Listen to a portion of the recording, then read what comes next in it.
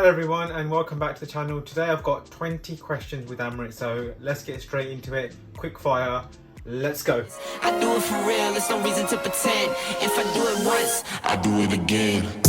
Add it up, bankroll, euro, peso. So I've got the questions printed out on my piece of paper. I'm going to shout out the questions and give my best response to them. So if you get featured, remember to give it a thumbs up. So question number 1 is from Manolo Guade. What type of training would you use the Tempo Next Percent? It is basically what it says on the tin. It is a tempo training shoe. I've had the tempo training shoe before. Kind of did not agree with it, if I'm totally honest with you. It didn't quite work for me, so I sent them back. I would use them for a tempo run, many medium steady state running up to sort of a long run pace. I think they're a little bit too heavy to race in personally, and they're also not a shoe for slow and easy miles. So that tempo effort, 6 to 7, 8 out of 10 is perfect where they sit, and they basically do what they say on the tin with their name. Question number 2 is from Kintango. Hi, how often do you hydrate and fuel during your long runs or ultras? So the ultras I can basically say I've not done before, so I won't answer that. But for long runs, kind of depends what I'm running, the type of session I'm running and where I am. Usually I will not take any water on board with me, just because of the fact that if I'm running a looped route, I tend to sufficiently be okay on a long run. Body's kind of used to it. I would take gels with me, but if I am running maybe like a threshold effort or marathon pace workout or anything around sort of 30k mark, 20 to 30k mark, I will potentially put a bottle in a bush or in a park nearby or even near home, grab the hydration on a fly, and then it gives me an opportunity to practice my fueling, practice my nutrition, which is super important for the long runs, and also to have marathon success at the same time. So in terms of the marathon long run, definitely I would recommend fueling. For easy long runs, I can get away with not having to fuel. If I desperately need to, I will stop. I would tend to have my phone with me most times for a long run if I'm going away from home, and I can just stop at a local shop and pick up a bottle of water. Question number 3 from 88 Beams and Mike. Favorite hobby other than running? A few moments later. Talking about running? Making YouTube videos? Yeah, I think my life revolves around running, which sounds completely boring, but I think talking to you guys here on YouTube is probably one of the outside things about running and physically doing it. So that's my cheat answer for it. Number 4 from Run Hammond Run. At what point did you start to take training, running seriously, or realise I had potential? I mean, I'm not sure if I think I have potential. I just enjoy running, and I think that's enabled me to realise that you can improve over time. Like, biggest thing I've always said, I sound like an absolute broken record all the time, is consistency.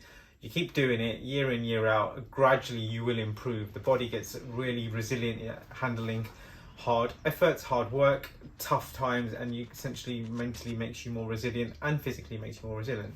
In terms of improvement, I think I can attribute maybe like the period of time between 2016 to 2018 where I made the biggest improvement or the biggest jumps, just because I basically took on group running, started listening and taking advice from expert coaches that are in the running game, and obviously attending more social events, started to run with other people.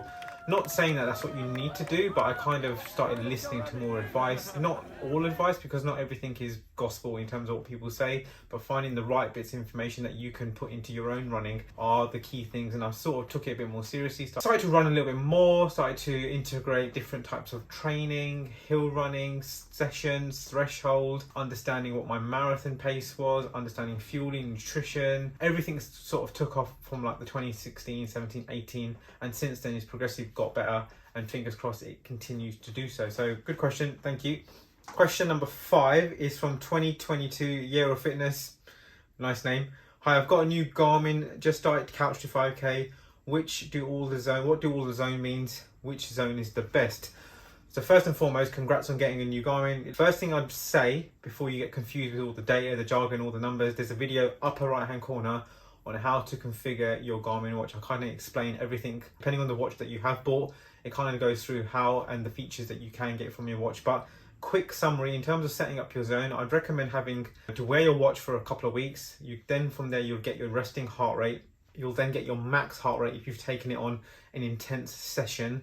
and from there you can work out a percentage of your heart rate reserve, which would essentially give you the lowest end, the highest end, and then you can work out what zone 1, zone 2, zone 3, zone 4 and zone 5 is. The highest end, zone 5, is essentially your interval work, the top end interval work, 200, 400, 800, something like that. And then most of your easy running, your 80% of your running will occur in zone 2.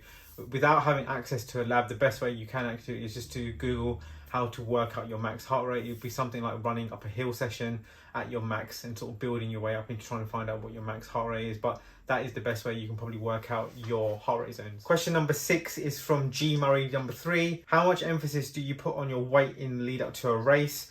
Do you have a goal race weight? Interesting question. I do remember when I was in 2018, I started training from like the spring to the summer. I ended up losing around, I think it was around 4 to 5 kilos, not intentionally. It was completely through learning. My coach at the time, Justin, he was a nutritionist, kind of gave me insights on what I could improve, how I could improve, and just having a bit more awareness about eating, how it reflected my running, my recovery. And I've always been around sort of mid 60s in terms of kilos, but I don't intend to get to a certain weight for race. It kind of just naturally happens.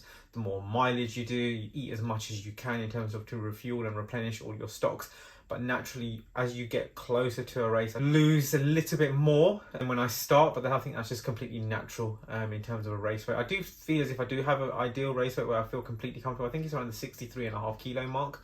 I'm currently weigh 64 at the moment, so it's not too far off. There isn't a huge deal, but I do make sure I recover as much as I can in terms of as soon as I get in, have something quick protein based within the first 30 minutes, and then within the first 2 hours after finishing an intense workout is to have something carbohydrate, fats, protein rich, and get that on board. So question number 7 from Jerry Sun.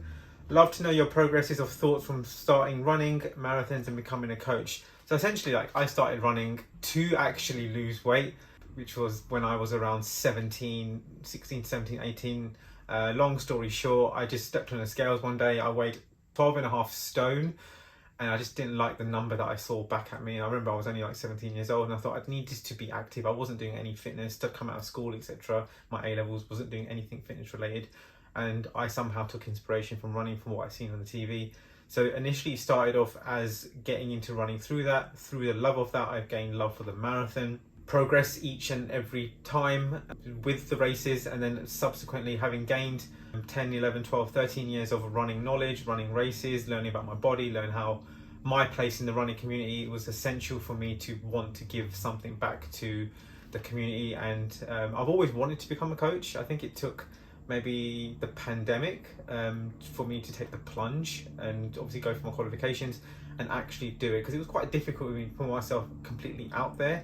But I think it was a great blessing in disguise, and I haven't looked back since in terms of taking the first few batch of clients up to where we are now, working as a coach myself, obviously with Nick as well at Best Athletics. So I think for me, it's about giving back, helping other people learn, encourage, get the best out of their ability, and essentially just to learn more about their body. I learned a hell of a lot about my body in the last 5 years than I have done in the previous 25. So I think that is one of the key things, and essentially just to enjoy and to love running.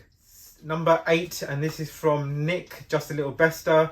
What's the best way to pace a 5k? So the best way to pace a 5k is not to go out too hard right at the start. The temptation is there depending on what type of race you are going to. If you're going to a park run, and if you're going to a 5k timed race, or you're doing a time trial, is not to go out too fast. The first k is the one where you have an element of control. You can run it pretty quick, element of control, but the biggest test is to get yourself into the race and not burn yourself out within the first kilometer, 1 or 2 Ks. Kilometers 3 and 4 are the most grinding. Probably maxed out your stores in terms of your speed. You can start to feel a little element of fatigue. You feel as if you're slowing down, because that last kilometer, kilometer number 5, is where you give it all. You can always find a 10%, 20% extra in that last kilometer, and I can guarantee most likely it would be your fastest kilometer of the race. So biggest tips is not to go out too fast, stay controlled, stay disciplined, and maintain your pace evenly, or have a negative split. If you can do that in a 5k, that would be absolutely amazing. Don't burn out too quick. Hold it between 3 and 4, and then give it your all at number 5. Next question is from Jacqueline actually. Best tips for recovery. Number 1, get to know your body. get to know what works for you nutritionally, what you like to eat, what you like to have straight after a run. Work out what that palette looks like. When you get back in from a run, I tend to have Science in Sport Rego straight after the run, within like 10-15 minutes of finishing a run, even after gym sessions as well, just to get a little bit of protein on board so I don't get too hungry, because sometimes it does take a little bit of time to then have another larger meal. And those larger meals can consist of anything like rice, pasta, potatoes, anything that you can get energy back in, along with some protein, some good fats. I mean, I love avocados. You can have anything out there, any other fruits and vegetables. But I think the biggest tips for fueling wise and recovery is getting your fueling and nutrition right. Number 2 is to sleep.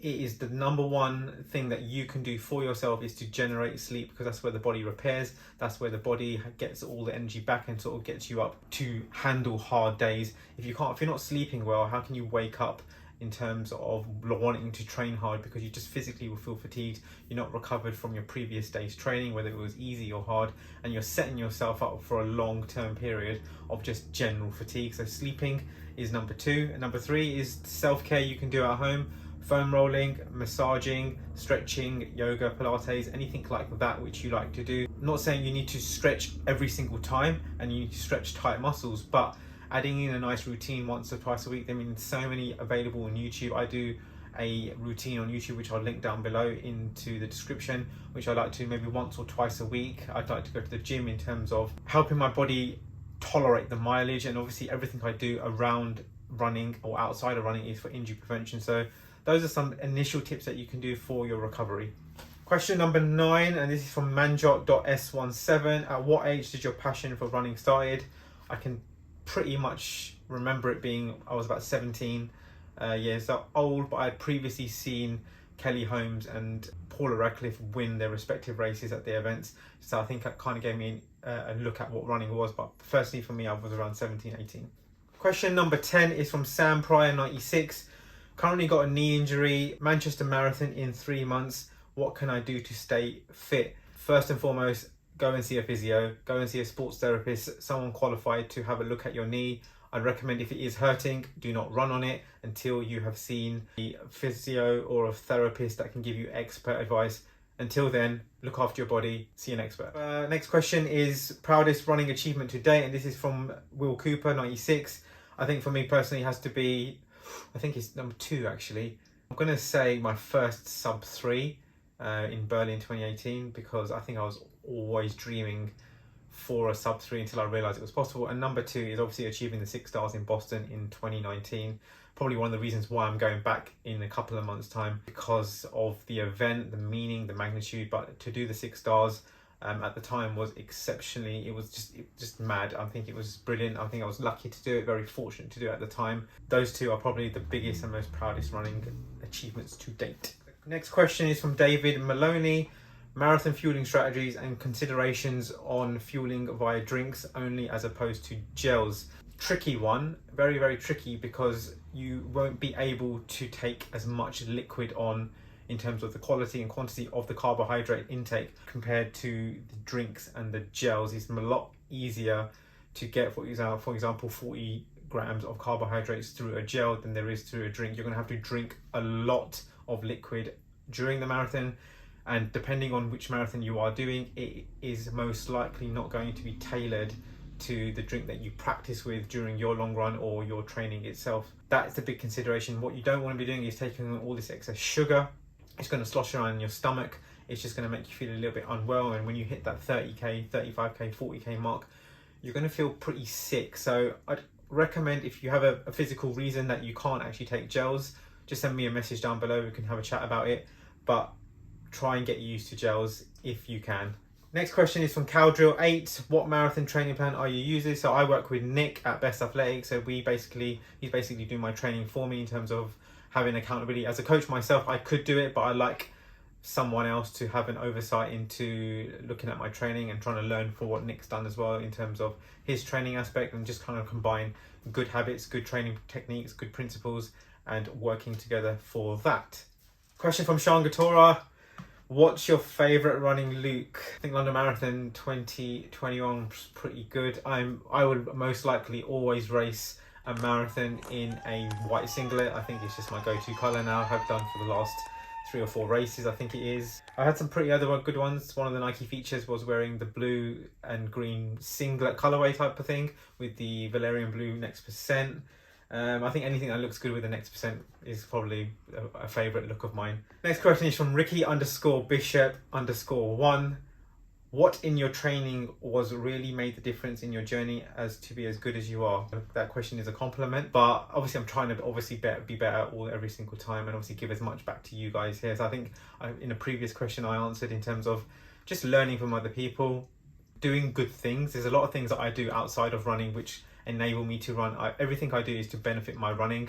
Try and sleep well, eat well, run well, have strength and conditioning training well, look after my body well enough so I can run. And I think I have a genuine love for running. Honestly, I wouldn't know what I would do if running was not in my life. Like, I would not be talking to you here on the channel. What would I do with my time? I don't know if I have any other hobbies because running takes up so much of my time. So I generally owe a lot to running, and I think having that love for it is probably one of the reasons why I've been able to maybe get to a stage where you can improve and want to improve. Because if you can't love your training or love the need to train and to push yourself, to hurt, to suffer, you won't be able to improve. So I think my biggest tip in terms of wanting to improve is to learn to love your own running. If there are issues or injuries, niggles, things that stop you physically, seek help. It's okay to talk, seek a professional, reach out to someone like me, reach out to someone else that you might follow, someone else you might see on YouTube. Just reach out. I'm sure someone out there can help you, but the main thing is to try and talk about it and to try and progress you as a runner. Next question is from Abel Hagos_. How do you avoid burnout in running? So I think having seasons in running in your calendar year, so just to talk from January to December, is probably a good way of structuring. So I tend to race a spring and an autumn marathon. So if you look at it in terms of a graph, you probably peak once and then you peak twice in a year. You cannot maintain that high level of consistency throughout every single month. It's just not sustainable. You will burn out, as to your question. So it's about gradually building up to a peak race in, say, spring, having some time out. And I don't mean like completely doing nothing. Like, you can still run all year round, have done now for the past 6, 7, 8 years.